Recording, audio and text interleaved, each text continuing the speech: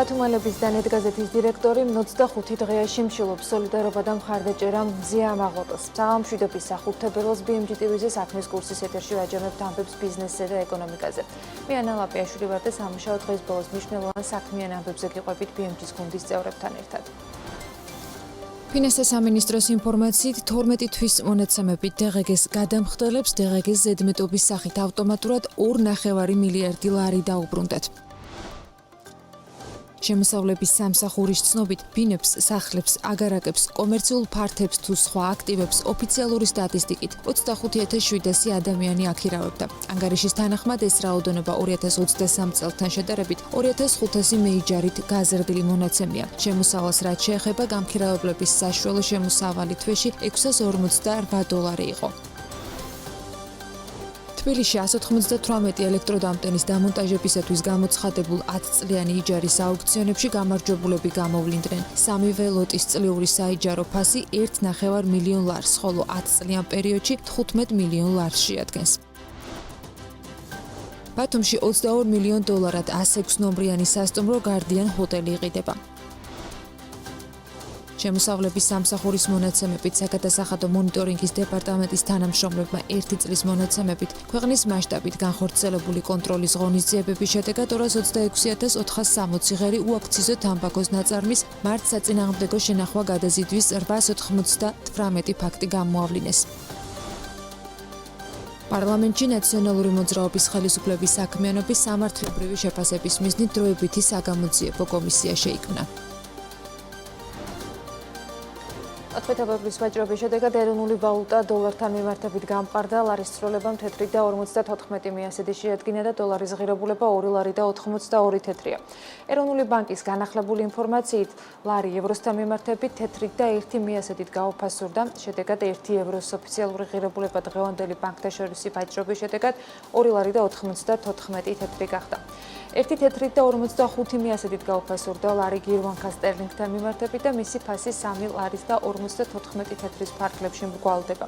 ლარის მიმართ თურქული ლირას ღირებულება 7.86 მიასედია.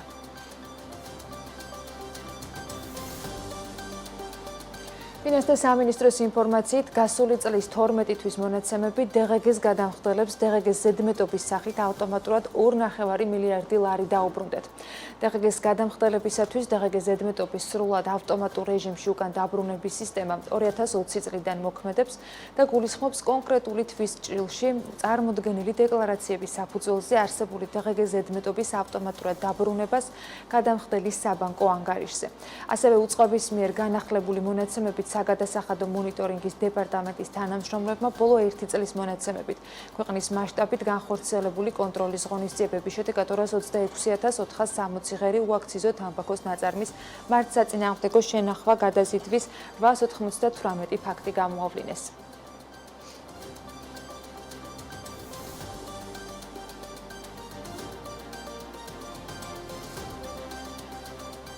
თბილისში კიდევ 200-მდე ელექტროდამტენი დამონტაჟდება, აუქციონები დაასრულდა და დედაქალაქის მთავრობისათვის გამარჯვებული კომპანიები ცნობილი არის, თუმცა მერიის ინფორმაციით მათ შესახებ დეტალური ინფორმაცია კონტრაქტების გაფორმებამდე საჯარო არ იქნება.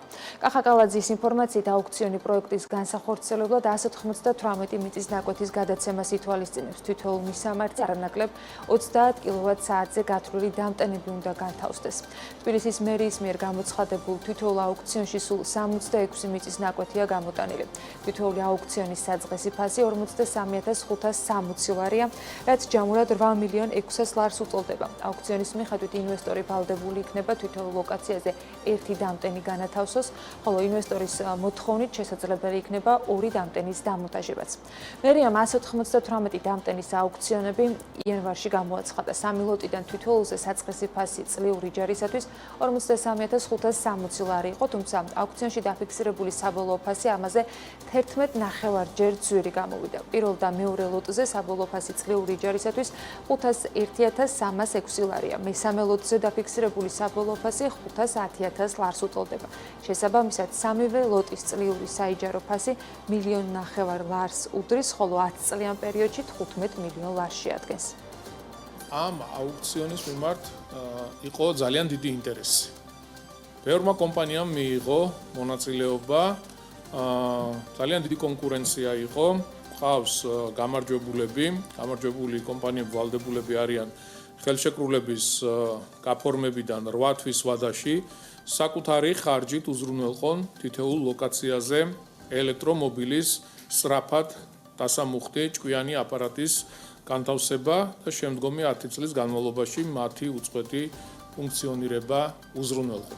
რამდენიმე ლოტად იყო გამოცხადებული აღნიშნული აუქციონი და ყველა ლოტზე შედგა ძალიან დიდი კონკურენცია და გამოვლინდა გამარჯვებული კომპანიები, რომლებიც ვალდებულები არიან, რომ სწრაფი დამტენები დააყენონ დედაქალაქში.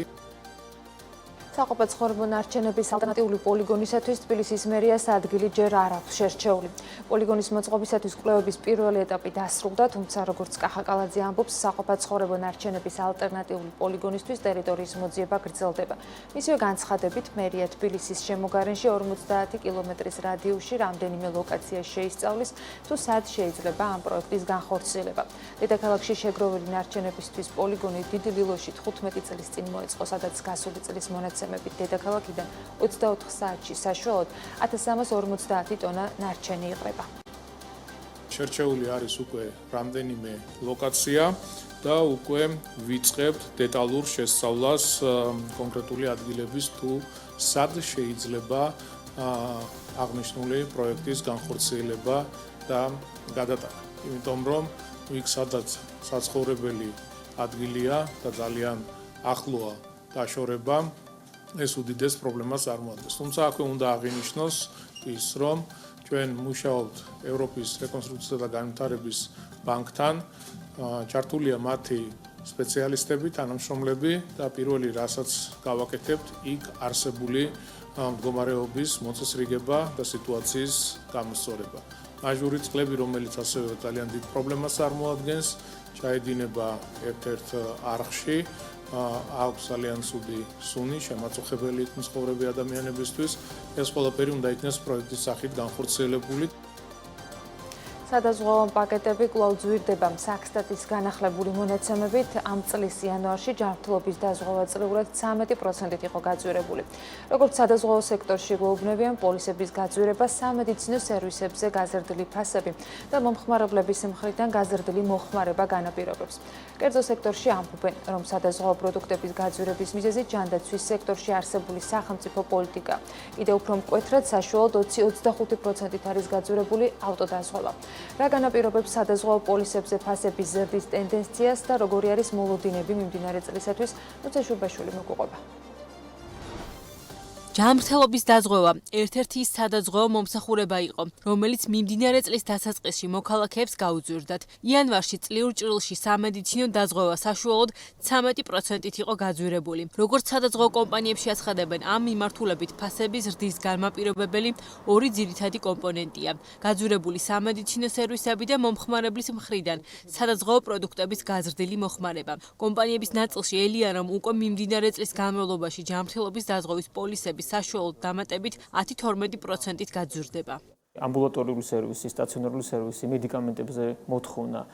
ძირითადად არის ორი ფაქტორი. ამ სერვისებზე და პროდუქციაზე, ვთქვათ, მედიკამენტებზე გულისხმობ ფასების ზრდა და მეორე არის მოხმარება.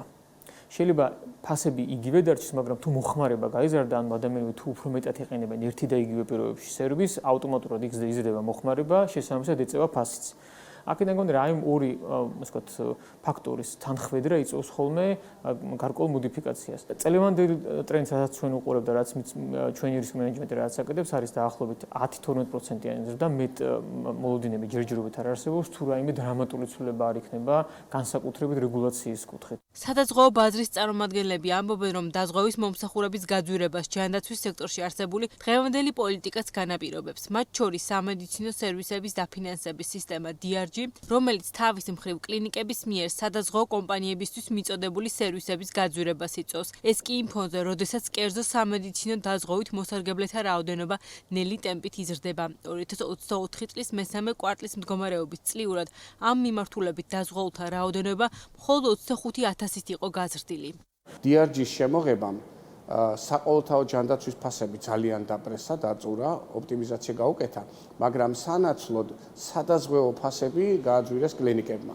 ანუ ჰოსპიტალიზაცია კერძო დაზღვევისთვის უფრო ძვირი გახდა, ვიდრე წინა წლებში იყო. შესაბამისად, გაითვალისწინეს რა ეს ორი კომპონენტი და ის ტურბულენტობა, რაც ჰოსპიტალურ ფასებში კერძო დაზღვევის მიმართულებით შეინიშნება, ერთგვარად თადარიგი დაიჭირა სადაზღვევო კომპანიებმა. გაძვირებამ ერთგვარად და კიდევ იმან, რომ არ არის თანამშრომლობა საყოველთაო ჯანდაცვასა და კერძო დაზღვევას შორის, გამოიწვია ის, რომ ნაკადი, ანუ ზრდა კერძო დაზღვეულთა მნიშვნელოვან წილად შენელდა. რისკ პული, რომელიც ახლა რეალურად აქტიურად სარგებლობს სადაზღვევო სერვისებით, უკვე ასე ვთქვათ, დაძველებულია, იქიდან გამომდინარე, რომ არ გვემატება სადაზღვევო ინდუსტრიას ახალი ადამიანი, ახალი სუბიექტი, რომელიც ამ რისკ პულში თავისი ახალი რისკებით შემოდის. აქედან გამომდინარე, ეს რისკ პული ჩვევა, თვითონ ქცევა, ეს ყველაფერი, რა თქმა უნდა, ახდენს გავლენას სადაზღვევო სერვისებით მოხმარების მაჩვენებელზე, რაც ბუნებრივია შემდეგ გაისახება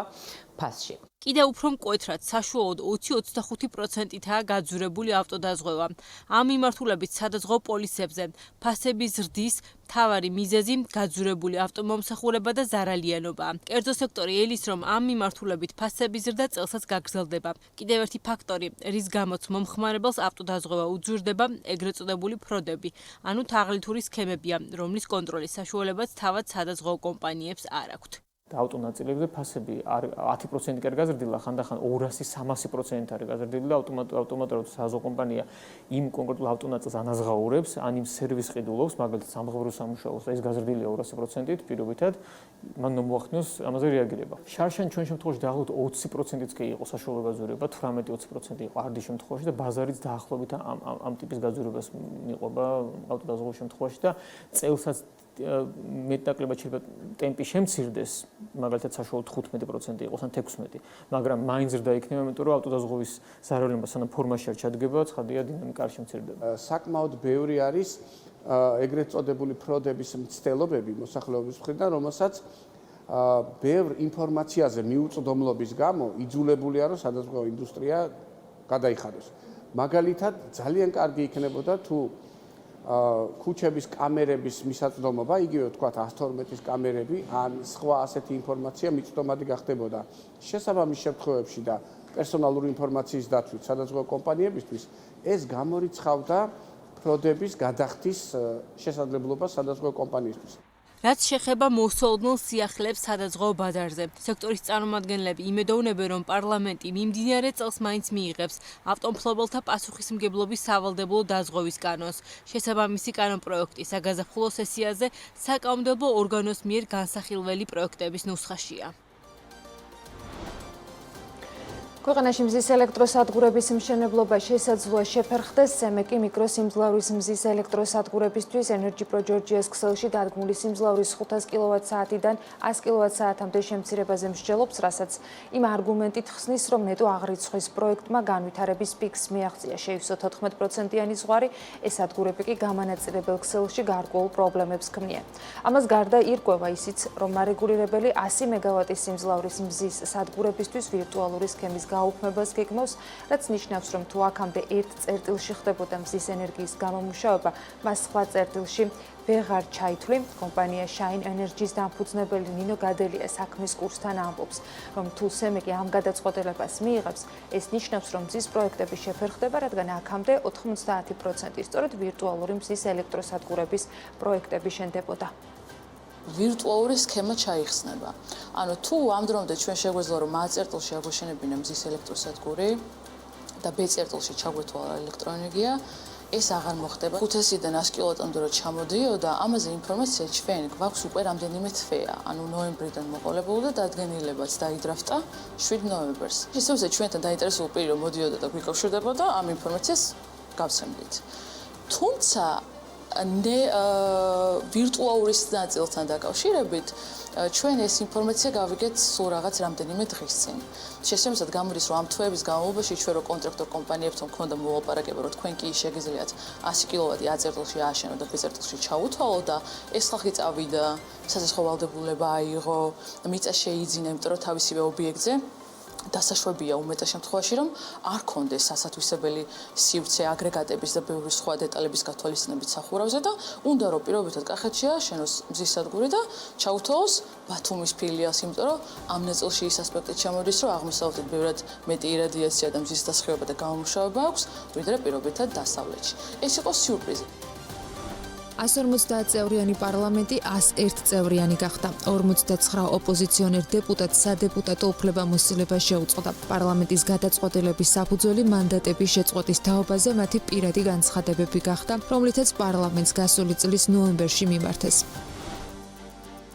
კრიპტოვალუტების საქმეზე სასამართლოში ბიძინა ივანიშვილი გამოიკითხა. 2 საათიანი პროცესი დახურულ სხდომაზე შედგა და შესაბამისად რა პასუხები ჰქონდა ივანიშვილს მისი ფონდის ყოფილ მმართველთან წამოწყებულ დავაზე საჯაროდ არ არის ცნობილი. სხდომის დასრულების შემდეგ გიორგი ბაჩიაშვილმა თქვა, რომ ივანიშვილი პროკურორის კითხვებზე საკუთარ ვერსიას ძირითადად მონოლოგის რეჟიმში ყვებოდა და მათ კონკრეტულ კითხვებს თავი აარიდა.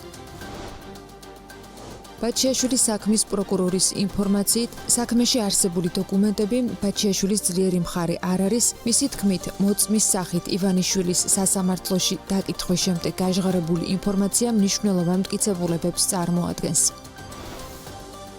რეგიონული განვითარებისა და ინფრასტრუქტურის სამინისტროს საავტომობილო გზების დეპარტამენტის მიერ გამოცხადებული მარნეული ალგეთის გზის დარჩენილიარეაბილიტაციო სამუშაოების ტენდერი ჩაიშალა. ტენდერში ერთადერთი პრეტენდენტი კანადაში რეგისტრირებული კომპანია Geo Construction and System Inc.-ის საქართველოს ფილიალი იყო, რომელიც სახელმწიფოს ამ გზის მშენებლობას 11,700,000 ლარად სთავაზობდა.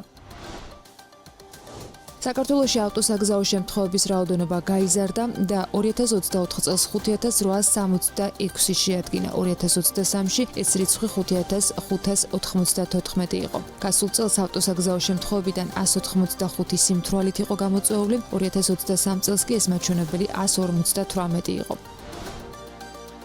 2024 წელს საქართველოში ხანძრების რაოდენობა წლიურად გაზრდილია. შარშან 11629 ხანძარია დაფიქსირებული, გასული წლის განმავლობაში ხანძარს 42 ადამიანი ემსხვერპლა.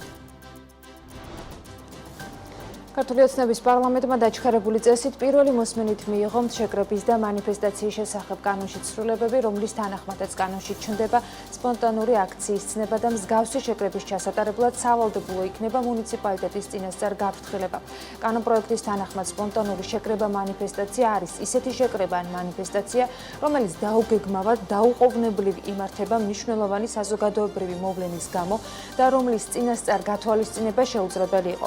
მსგავსი ანუ სპონტანური მანიფესტაცია აქციის წინასწარ გაფრთხილების ვალდებულება შეკრების ორგანიზატორს უჩნდება, რომელიც საკანონმდებლო ცვლილების თანახმად შეკრების ან მანიფესტაციის ინიციატორია, ასევე პირი, რომელიც ხელმძღვანელობს ან და სხვაგვარად ორგანიზებას უწევს შეკრების ან მანიფესტაციის ჩატარებას. განცხადება წარდგენილი უნდა იყოს დაუყოვნებლივ, გონივრულ ვადაში. მას შემდეგ, რაც შეკრების ან მანიფესტაციის ორგანიზაციის და ჩატარებისთვის პასუხისმგებელი პირებისთვის რა ხდება ცნობილი სპონტანური შეკრების მანიფესტაციის ორგანიზების ჩატარების შესახებ ინფორმაცია. ასეთ შემთხვევაში მუნიციპალიტეტის მიერ შეიძლება განისაზღვროს გაფრთხილების შეტანის განსხვავებული ფორმა და წესი. წერია ცვლილებების პროექტში, მაგრამ ბუნდოვანია რა შეიძლება ჩაითვალოს მაგალითად გონივრულ ვადად. ამასთან გაფრთხილებაში უნდა აღინიშნოს შეკრების და ან მანიფესტაციის ფორმა, მიზანი, ჩატარების ადგილი, ან სვლაგეზი, დაწყებისა და დამთავრების დრო, თარიღი, მონაწილეთა სავარაუდო რაოდენობა, პასუხისმგებელი პირის ვინაობა, საცხოვრებელი ადგილი, მისამართი, საკონტაქტო ტელეფონის ნომერი, გაფრთხილების შეტანის თარიღი და დრო, შეკრების ან მანიფესტაციის ორგანიზაციისა და ჩატარებისთვის პასუხისმგებელი პირების მიერ, ასევე აქციის მსვლელობისას სასწრაფო სამედიცინო დახმარების უზრუნველყოფის ფორმა.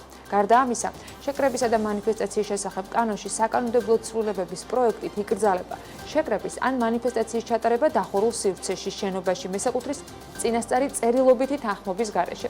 შეკრების ან მანიფესტაციის ჩატარებისას შენობების შესასვლელების, ავტომაგისტრალების, ხიდების, გვირაბების, ესტაკადების, რკინიგზის ბლოკირება, ასევე მუნიციპალიტეტის მიერ განსაზღვრული იმგვარი სატრანსპორტო კვანძების ბლოკირება, რომლის შეფერხებაც მნიშვნელოვან ზიანს მიაყენებს საწარმოების დაწესებულებების და ორგანიზაციების ნორმალურ ფუნქციონირებას, ან და მნიშვნელოვნად შეაფერხებს სატრანსპორტო ნაკადების გადაადგილებას, შექმნის საცობს. ანუ შეკრების ან მანიფესტაციის მონაწილეებს აეკრძალებათ განზრახ შექმნან დაბრკოლებები არა მხოლოდ ტრანსპორტის გადაადგილებისათვის, როგორც ეს აქამდე იყო, არამედ ხალხის გადაადგილებისთვისაც. დროებითი კონსტრუქციის მოწყობა თუ მისი მოწყობა საფრთხეს უქმნის შეკრების ან მანიფესტაციის მონაწილეებს ან სხვა პირებს, ხელს უშლის მაგალითად პოლიციის მიერ საზოგადოებრივი წესრიგის და უსაფრთხოების დაცვას, იწვევს საწარმოს დაწესებულების ან ორგანიზაციის ნორმალური ფუნქციონირების შეფერხებას. მისი მოწყობის გარეშე არსებითად არ ფერხდება შეკრების ან მანიფესტაციის ჩატარება, ან და მისი მოწყობა შეკრების ან მანიფესტაციის ჩატარებას არ უკავშირდება. ეს კანონპროექტი პირველი მოსმენით საკანონმდებლო ორგანოში დამტკიცებულია.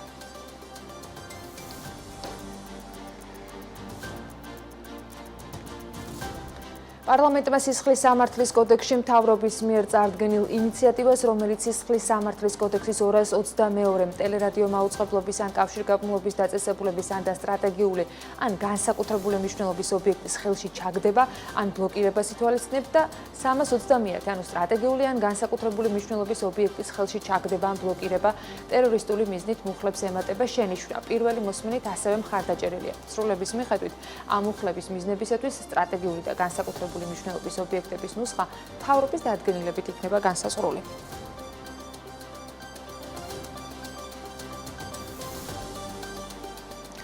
უკვე ინიცირებული კანონის გარდა გეგმავს უახლოეს 2-3 თვეში ქართული ოცნება კიდევ რამდენიმე კანონი მიიღოს და მათ შორის ერთ-ერთთან დაკავშირებით მუკა მდინარაძე ამბობს, რომ ის იქნება ფარას იდენტური და მისი მიღების შემთხვევაში გაუქმდება გამოჭრვალობის, ანუ ეგრეთ წოდებული რუსული კანონის არსებული რედაქცია. ფრაქცია ქართული ოცნების თავმჯდომარის განცხადებით, მმართველი გუნდი 6 თებერვლიდან იწყებს მუშაობას და მალე დაინიცირდება მედიის კანონი, რომელსაც ბრიტანული მოდელის და კანონმდებლობის შესაბამისად მიიღებენ. მისი განმარტებით კანონი დადგინდება მედიის ობიექტურობის და ჟურნალისტური ეთიკის სტანდარტები. მდინარაძის თქმით, განისაზღვრება ამ სტანდარტების მონიტორინგის და დაცვის ინსტიტუციური მექანიზმებიც. რაც უფრო გაიზრდება ზეწოლა, მით უფრო გავამკაცრებთ კანონებს, ამბობს მამუკა მდინარაძე. ის აღნიშნავს, რომ 2 თვის განმავლობაში გამკაცრდება ანტინარკოტიკული კანონმდებლობა, გამკაცრდება არასრულწლოვანთან მართლმსაჯულებასთან დაკავშირებული მუხლები, ასევე აუქმებს ქართული ოცნება გადაწყვეტილებების მიღების პროცესში არასამთავრობო სექტორის სავალდებულო მონაწილეობას. ანუ განხილვებში ქართული ოცნების გარდა სხვა არავინ იქნება ჩართული. ამასთან აანონსებს, რომ შეზღუდავს საჯარო სამსახურში უცხოური წყაროებიდან დაფინანსებით სარგებლობას. მმართველ პარტიაში ასევე გეგმავენ, რომ მათივე თქმით მედიის შესახებ კანონის ბრიტანული მოდელი მიიღონ, რომელიც შეზღუდავს უცხოური წყაროებიდან მედიის დაფინანსებას. ოცნება გეგმავს სიპების ხელმძღვანელების დანიშვნა გათავისუფლების პროცესის გამარტივებასაც, ესეც ქართული ოცნების აღმასრულებელმა დივანმა დღეს განაცხადა და მამუკა მდინარაძე ამბობს, რომ გადაწყვეტილებას მიიღებს მინისტრი ან შესაბამისი დაწესებულების ხელმძღვანელი. გავამკაცრებთ ანტინარკოტიკულ პოლიტიკასა და კანონმდებლობას. პარალელურად გავამკაცრებთ არასრულწლოვანთა მართლმსაჯულებას. გამკაცრდება მიგრაციის შესახებ კანონმდებლობაც. აბსოლუტურად ყველა კანონიდან და კანონქვემდებარე აქტიდან ამოღებული იქნება ნორმები, რომლებიც ითვალისწინებს საჯარო გადაწყვეტილებების მიღების პროცესში არასამთავრობო ორგანიზაციების სავალდებულო მონაწილეობას. შეიზღუდება საჯარო სამსახურში უცხოური წყაროებიდან დაფინანსებული სარგებლის მიღება. შესაბამისი დაწესებულების ხელმძღვანელის თანხმობის გარეშე დავიწყებთ მუშაობას ხვალიდანვე და დაინიცირდება მედიის კანონი, რომელსაც მივიღებთ ბრიტანული მოდელისა და კანონმდებლობის შესაბამისად. კანონით დადგინდება მედიის ობიექტურობის, აგრეთვე ჟურნალისტური ეთიკის სტანდარტები, განისაზღვრება აღნიშნული სტანდარტების მონიტორინგის და დაცვის ინსტიტუციური მექანიზმები.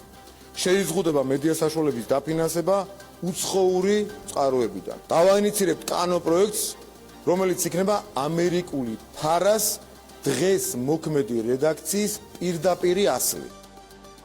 როგორ გაჩნდა ივანიშვილი ბაჩიაშვილის საქმეში ნათია თურნავა და რატომ დააჯარიმა ქართულ 200,000 ლარით 8 წლის წინ გაცემული სესხის გამო ეროვნულმა ბანკმა.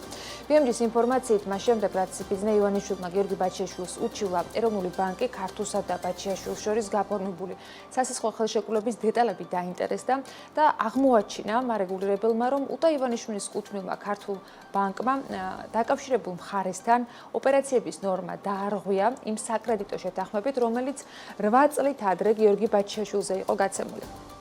ეროვნული ბანკის მიერ ქართულ ბანკის დაჯერიმების ბრძანება გიორგი ბაჩიაშვილის წინააღმდეგ პროკურატურის ერთ-ერთ არგუმენტს წარმოადგენს.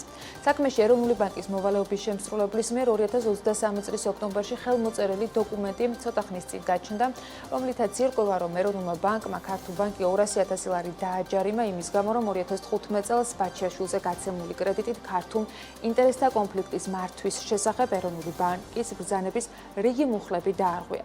ნათია თურნავა გიორგი ბაჩიაშვილის საქმეში ბრალდების მხარის მოწმის სტატუსით უნდა დაიკითხოს. ზუსტი თარიღი უცნობია, მაგრამ BMG-ის ეროვნული ბანკის პრესსამსახურში უთხრეს, რომ ეროვნული ბანკის პრეზიდენტის მოვალეობის შემსრულებელი მზად არის საქალაქო სასამართლოს მოსამართლის განჩინების საფუძველზე წარდგეს სასამართლოს წინაშე და არსებულ კითხვებს კომპეტენციის ფარგლებში უპასუხოს.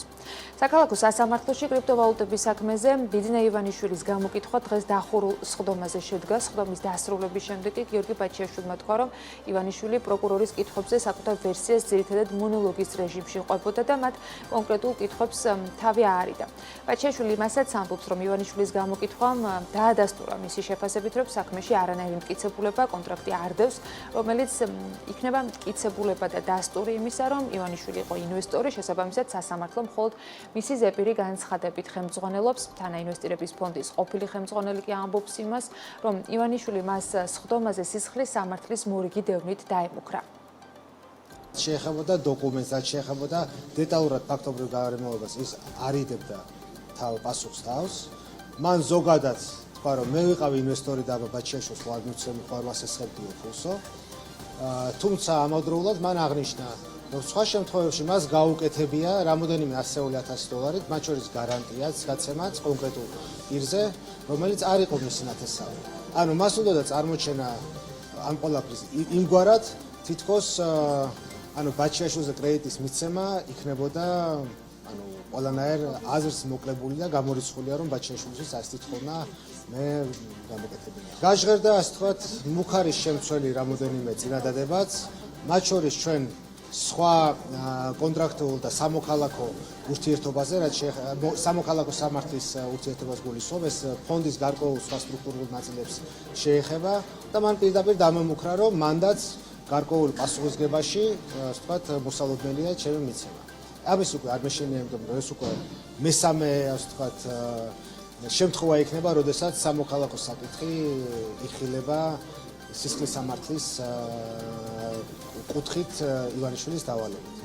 ასევე ივანიშვილმა თვითონვე თქვა, რომ არ არსებობს მისი ინფორმაციით, მისი ხელმოწერილი ან მისი დავალებით ხელმოწერილი დოკუმენტი, რომელიც რამენაირად ადასტურებდა ინვესტიციას. გარდა იმ მოკლე 45 დღიანი, ასე ვთქვათ, სესხის გარანტირების ხელშეკრულების.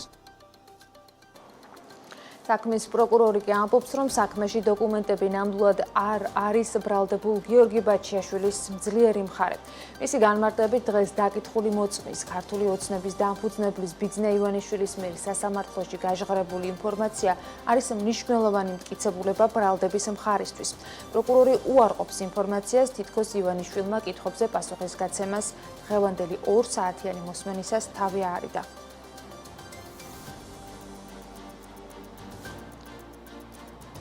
საავტომობილო გზების დეპარტამენტის მიერ გამოცხადებული მარნეული ალგეთის გზის დარჩენილი სარეაბილიტაციო სამუშაოების ტენდერი ჩაიშალა. ტენდერი ერთადერთი პრეტენდენტით კანადაში რეგისტრირებული კომპანია Geo Construction and System Inc.-ის საქართველოს ფილიალით იყო წარმოდგენილი, რომელიც სახელმწიფოს ამ გზის მშენებლობას 11,700,000 ლარად სთავაზობდა. სატენდერო კომისიის შეფასებით ამ კომპანიამ ვერც მფლობელის, ვერც გამოცდილების და ტექნიკური შესაძლებლობის დასაბუთება ვერ შეძლო, რის გამოც ეს ტენდერი ჩაშალა. გაშლილად გამოცხადა. 24 ივლისს გამოცხადებული ტენდერის წინადადებების მიღება 26 სექტემბერს დაიწყო და 1 ოქტომბერს დასრულდა. შესყიდვის სავარაუდო ღირებულება 13.834.753 ლარი იყო. მარნეული ლომთაგორა-ალგეთის საავტომობილო გზა 15 კილომეტრიანია და ის უკავშირდება როგორც საერთაშორისო მნიშვნელობის თბილისი-მარნეული გეგუთის გზას, ასევე თბილისი-წითელი ხიდის მაგისტრალს. ეს გზა გადის მარნეულის და გარდაბანის მუნიციპალიტეტების ტერიტორიაზე სატენდერო კომისიის ხდომის ოქმის მიხედვით კომპანიის მიერ წარმოდგენილი ტექნიკური და გამოცდილების დოკუმენტაცია არ შეესაბამებოდა მოთხოვნებს და ვერ წარმოადგენდა საკმარის მტკიცებულებას, რომ პრეტენდენტს კონტრაქტის შესრულებისათვის საჭირო შესაძლებლობები ჰქონდა. მასალები არ შეესაბამებოდა სამართლებრივ მოთხოვნებს, რადგან საჭირო უნარების და სამუშაო გამოცდილების საბუთები არ იყო მკაფიოდ დასაბუთებული.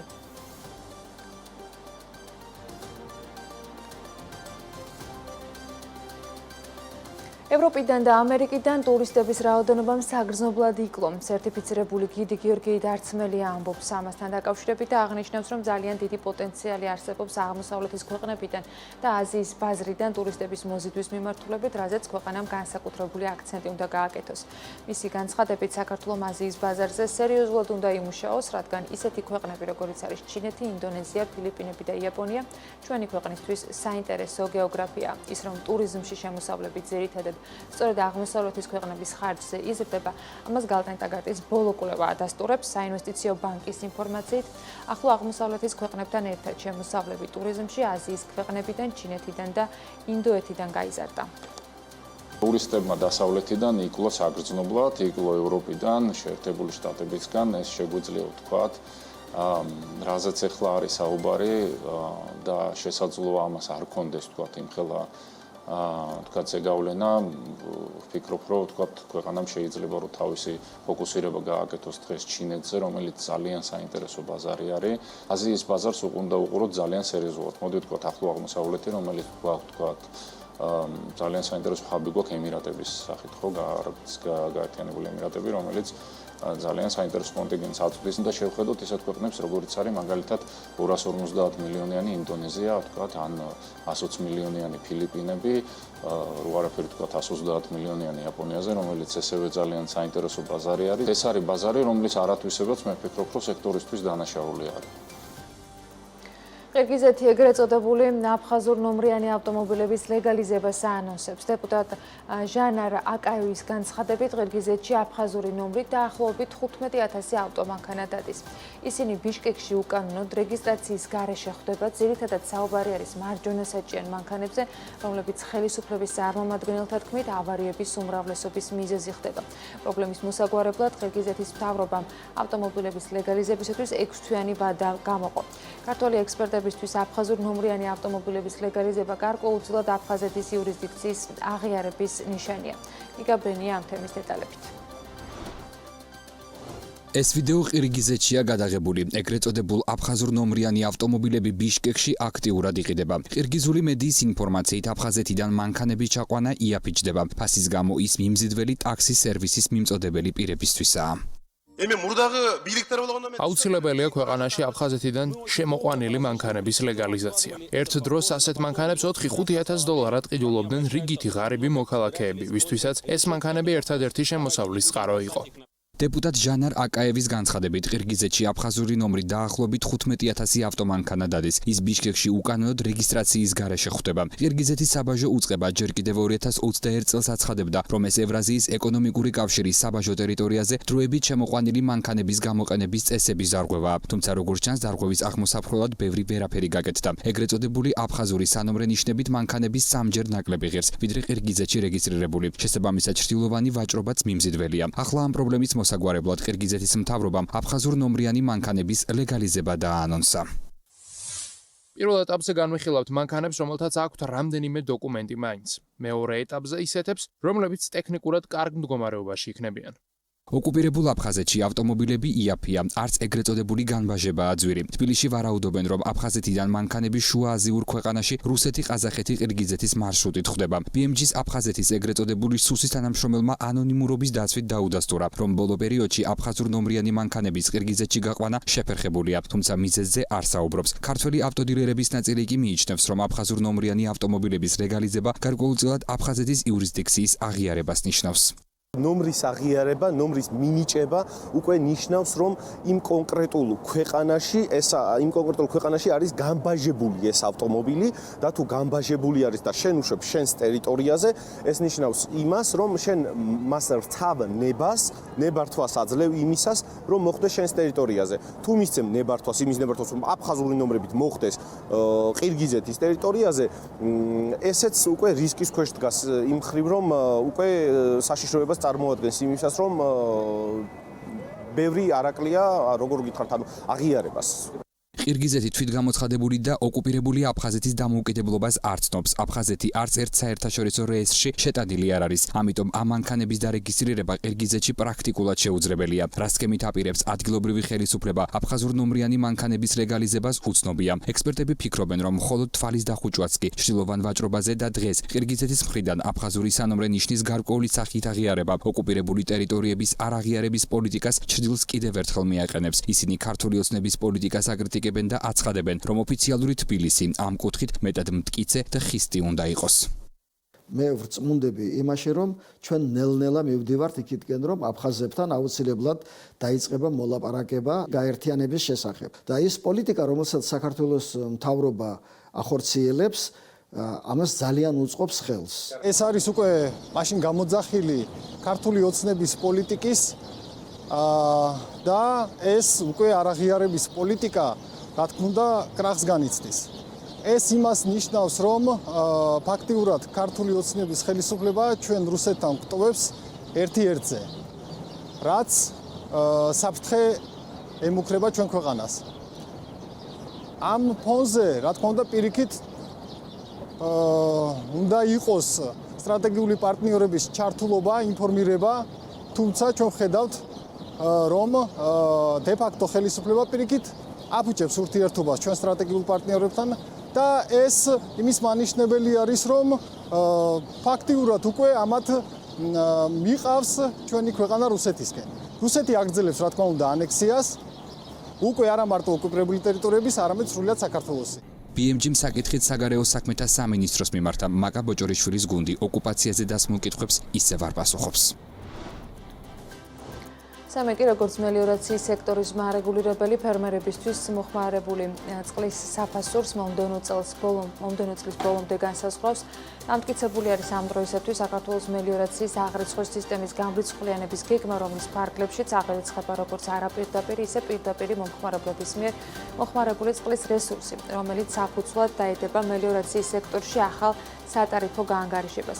არსებული ტარიფები ირიგაციაში მხოლოდ ფერმერებისთვის არის ამ დროისთვის განსაზღვრული. იმის მიუხედავად, თუ რამდენს მოიხმარს ცალკეული ფერმერი, ის ფიქსირებულ 75 ლარს იხდის. რეგულირების ახალი ჩარჩოს ამოქმედების შემდეგ წესები მელიორაციის ყველა სექტორზე გავრცელდება. სამეკში განმარტავენ, რომ ახალი ტარიფების დადგენისათვის მარეგულირებელს ვადა წლის ბოლომდე აქვს, თუმცა როდის ამოქმედდება ის ამ ეტაპზე არ კონკრეტდება. მიმდინარე წელი არის სატარიფო რეგულირების წელი. თუმცა კომისიას ამ პრინციპების, ასე ვთქვათ, დაზუსტების და გამოვლენის კუთხით კიდე წლის ბოლომდე აქვს დრო. შესაბამისად, ამ ეტაპზე მელიორაციის კომპანიამ ამის პირველი საირიგაციო წელი, რადგანაც გაიარა და კომისიის მიერ მომზადებული სხვადასხვა ანგარიშგების ფორმების დაცვით მოხდა ამ ინფორმაციის კომისიისთვის მიწოდება. ჯერ მოხდება უпростоრეთ ამ მიწოდება. ამ ინფორმაციაზე დაყრდნობით უკვე კომისია შეძლებს კონკრეტულ ორიენტირს. წინასწარ ამის თქმა შეუძლებელია, იმიტომ რომ აქამდე ეს რეგულაცია არ მიმდინარეობდა და არ ხდებოდა აღრიცხვა კომისიის მიერ დადგენილი სტანდარტებით. შესაბამისად, კომისია ვერ შეძლებდა იქ განესაზღვრა თუ რა ტარიფები შეიძლება არსებობდეს. თუმცა მიწოდების და მოხმარების წესი ითვალისწინებს, სანამ კომისია დაამტკიცებს ამ მეთოდოლოგიის საფუძველზე ახალ ტარიფებს, მანამდე თვითონ მელიორაცია განსაზღვრავს ამ მომსახურების საფასურს. ირაკლი კობახიძე ოფიციალური ვიზიტით ყაზახეთის რესპუბლიკაში იმყოფება. ოფიციალური ინფორმაციით ვიზიტის ფარგლებში 5-6 თებერვალს პრემიერი ყაზახ კოლეგასთან და პრეზიდენტთან კასიმ ჟომარტ ტოკაევთან გეგმავს შეხვედრებს. სომხეთის პრემიერ-მინისტრი ამერიკის შეერთებულ შტატებშია, სადაც ის რამდენიმე მნიშვნელოვან ღონისძიებას უნდა დაესწროს და შეხვედრები გამართოს. დიდი ბრიტანეთის საგარეო საქმეთა მინისტრი კიევში ჩავიდა. ოფიციალური ინფორმაციით ვიზიტისას ორი ქვეყნის წარმომადგენლის თანამშრომლობის საკითხებსა და უკრაინის უსაფრთხოების გაძლიერების მიზნით ერთობლივ პროექტებზე იქნება განხილვები. ოქროს ფასი ახალ ისტორიულ მაქსიმუმზე და წლიურად 40%-იანი გაძვირების შემდეგ მისმა ფასმა $2,870 გადააჭარბა. CNN-ის ინფორმაციით მთელი მსოფლიოს მასშტაბით USAID-ის თანამშრომლებს ადმინისტრაციულ შვებულებაში გაუშვებენ. გამონაკლისი USAID-ის მისიის კრიტიკულ ფუნქციებზე პასუხისმგებელი პირები არიან ძირითადად მენეჯმენტის და სპეციალური პროგრამების პერსონალი. დონალდ ტრამპის ადმინისტრაციამ შტატების საერთაშორისო განვითარების სააგენტოს ფლანგვის და სახსრების ბოროტად გამოყენების სია გამოაქვეყნა. ფლანგვის სიაში, რომელიც თეთრმა სახლმა ამ დროისთვის გაასაჯაროა, ჯერჯერობით არც ერთი ქართული პროგრამა არ არის. დონალდ ტრამპმა ხელი მოაწერა აღმასრულებელ ბრძანებას, რომელიც გაეროს ადამიანის უფლებათა საბჭოდან შტატების გასვლას და პალესტინელ ტოლვილთა დახმარების სააგენტოსთვის დაფინანსების შეწყვეტას ითვალისწინებს. საქართველოს დაინტერესებულია თანამშრომლობის განვითარებით, ინვესტიციების მოზიდვის მიმართულებით და მიესალმება ყაზახ ინვესტორებს. ამბობს პრემიერი ყაზახ კოლეგასთან შეხვედრის შემდეგ. ირაკლი კობახიძე ყაზახეთში ოფიციალური ვიზიტით იმყოფება და მისი შეფასებით ყაზახური ბაზარი ქართველი ექსპორტიორებისათვის მიმზიდველია. კობახიძის განცხადებით ორმხრივი სავაჭრო ბრუნვის მოცულობა ხასიათდება ზრდის ტენდენციებით. ყაზახური ბაზარი მიმზიდველია ქართველი ექსპორტიორებისთვის. ჩვენ მზად ვართ ხელი შევუწყოთ ქართული აგროსასურსათო პროდუქტების ექსპორტს ყაზახეთში, ასევე წავახალისოთ ინვესტიციები აგროსასურსათო სექტორში. ყაზახეთი არის საქართველოსთვის ერთ-ერთი სტრატეგიული და სწრაფად მზარდი ტურისტული ბაზარი, ამბობს კობახიძე და აღნიშნავს, რომ შესაბამისად გამოიხატა მზადყოფნა საქართველოს დელეგაციის მხრიდან, რომ გაგრძელდეს თანამშრომლობა ყაზახურ მხარესთან ტურიზმის სფეროში. გვაქვს შესანიშნავი საინვესტიციო კლიმატი, ერთ-ერთი ყველაზე დაბალი გადასახადებით, სულმა ძირითად საერთაშორისო ბაზრებთან და საქართველოს დაინტერესებულია თანამშრომლობის განვითარებით, ინვესტიციების მოზიდვის მიმართულებით და მიესალმება ყაზახ ინვესტორებს. სასიხარულოა, რომ ყაზახური ბიზნესი წარმატებით ვითარდება საქართველოში, ამბობს კობახიძე.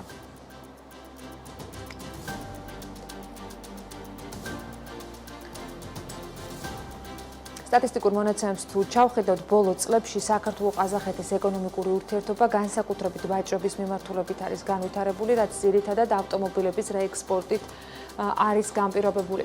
უნდა აღინიშნოს, რომ ყაზახეთიდან ფულად იგზავნილებიც, მათ შორის გააქტიურებული ავტოექსპორტის პირობებშია გაზრდილი. დადებითი დინამიკა საქართველოში პირდაპირ ყაზახური ინვესტიციების შემოდინების და ტურიზმის კუთხითაც. ამ უკანასკნელის შემთხვევაში ტურისტული ვიზიტების ზრდა ყაზახური ავიაკომპანიების გახშირებული ფრენებითაა განპირობებული. საქართველოში ყაზახური პირდაპირ ინვესტიციების შემოდინება 2025 წლიდან იწყება. ამ მხრივ ყველაზე მეტი FDI 2006 წელს შემოვიდა, რამაც $161 მილიონი შეადგინა. ოფიციალური სტატისტიკით, ბოლო წლების განმავლობაში ყაზახური კაპიტალის მონაწილეობა ქვეყნის ეკონომიკაში არც ისე დიდია. 2023 წლის მონაცემებით ქვეყანაში $36 მილიონი პირდაპირ ყაზახური ინვესტიცია ჩაიდო, რაც 2022 წლის FDI-ის 4 მილიონით აღემატება. 2024 წლის 9 თვეში საქართველოს ეკონომიკაში ყაზახებმა $28 მილიონი $900,000 პირდაპირ ინვესტიცია ჩადეს. გასული წლის FDI-ის ჯამური მაჩვენებელი სტატის მხრიდან მარტში იქნება ხელმისაწვდომი.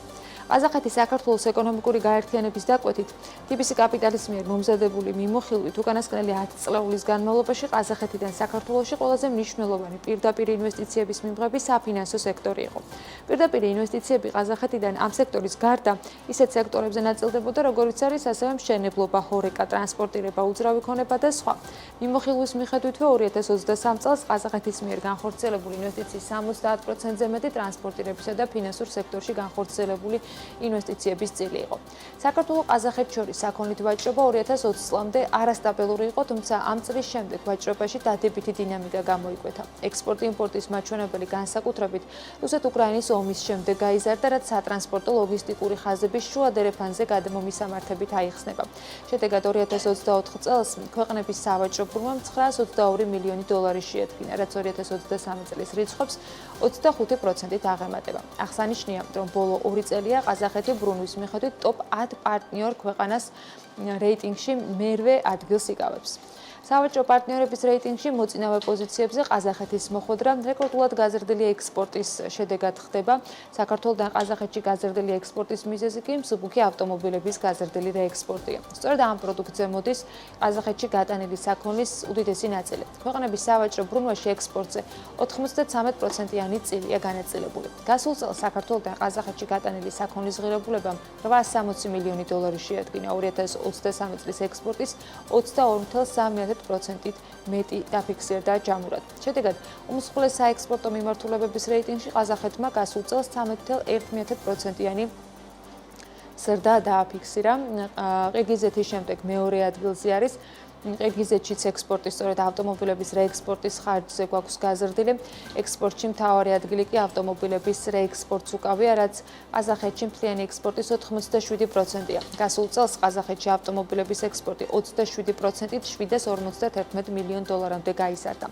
საქართველოდან ცენტრალური აზიის ამ ქვეყანაში 48986 ერთეული ავტომობილი გავიტანეთ 2024-ში. PMC-ის მიერ მომზადებულ კვლევაში კი მითითებულია, რომ საქართველოსა და ცენტრალურ აზიას შორის ეკონომიკურ კავშირებთან დაკავშირებით არის ვარაუდი, რომ საქართველოდან ცენტრალურ აზიაში გატანილი ავტომობილების ნაწილი საბოლოოდ რუსეთში ხდება, რითაც ცენტრალური აზიის ქვეყნებში ავტომობილების იმპორტზე გაზრდილი მოთხოვნა ნაწილობრივ შეიძლება აიხსნას. საქართველო-ყაზახეთის სავაჭრო ბრუნვაში იმპორტს მცირე ადგილი უკავია, თუმცა 2024 წელს ყაზახეთიდან საქონლის შეძენის მაჩვენებელი თითქმის გაორმაგებულია. გასულ წელს საქართველომ ცენტრალური აზიის ამ ქვეყნიდან $62 მილიონი ღირებულების საქონელი შეისყიდა, რაც წლიურად 88%-ით გაზრდილი მაჩვენებელია. საიმპორტო საქონლის რეიტინგში კი პირველ ადგილს ნავთობი და ნავთობპროდუქტები იკავებენ. ტურიზმს რაც შეეხება, ბოლო წლების განმავლობაში საქართველოში ყაზახი ტურისტების ნაკადები გაიზარდა. ეს თავის მხრივ ყაზახური ავიაკომპანიების მიერ საქართველოს მიმართულებით გაზრდილმა ფრენებმა განაპირობა. შედეგად, საერთაშორისო ვიზიტორების მიერ განხორციელებული ვიზიტების მიერ ქვეყნის რეიტინგში ყაზახეთი მე-6 პოზიციაზეა. გასულ წელს ყაზახეთიდან 178.930 ვიზიტი შესრულდა, რაც წლიურად 6.8%-იან ზრდას ნიშნავს. 2024 წელს ფულადი გზავნილების მიხედვით ქვეყნების რეიტინგში ყაზახეთი მე-7 ადგილზე იყო. ეროვნული ბანკის ოფიციალური მონაცემებით შარშან ყაზახეთიდან ფულადი გზავნილებით $116.600,000 გადმოირიცხა და ეს 41%-ით კლება წლიურ ჭრილში. სების სტატისტიკა აჩვენებს, რომ ყაზახეთიდან ფულადი გზავნილების ნაკადები 22 წლიდან გაიზარდა, რაც ავტომობილების რეექსპორტის გააქტიურების პერიოდს ემთხვევა და შესაბამისად შეიძლება ვარაუდი, რომ ყაზახეთიდან საქართველოში ფულადი გზავნილები ავტომობილების შესაძენად ირიცხებოდა.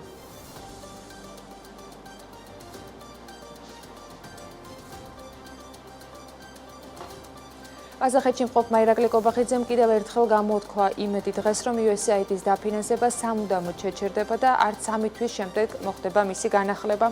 ირაკლი კობახიძის თქმით, ის რაზეც ქართული ოცნება 2023-2024 წლებში საუბრობდა, ამას ახლა უკვე შტატების ხელისუფლება ადასტურებს. კობახიძე იმეორებს, რომ USAID-ის ფინანსები საქართველოში რევოლუციის მოწყობას ხმარდებოდა. შტატებში USAID-ის ხარჯების მიზნობრიობასთან დაკავშირებით ადმინისტრაციის მხრიდან გამოქვეყნებულ დოკუმენტებში პრეზიდენტ დონალდ ტრამპის ადმინისტრაციამ შტატების საერთაშორისო განვითარების სააგენტოს USAID-ს ფლანგვის და სახსრების ბოროტად გამოყენების სია გაასაჯაროვა.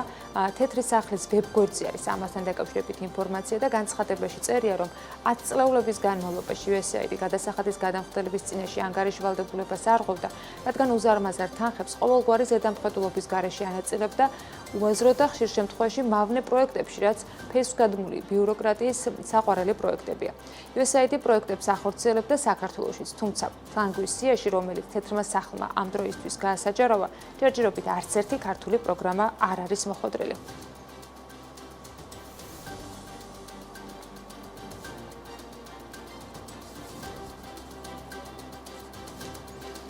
ასეთი იყო საქმის კურსის შემაჯამებელი გამოშვება ამ დროისათვის წინ საქმიანი საღამო გელოდებათ, რომელსაც გიორგი არონია და გიორგი თულურდავა გაუწყობიან. ჩვენ ერთმანეთს სხვა საღამოს 7 საათზე შეხვდებით BMG TV-ს ეთერში დროებით.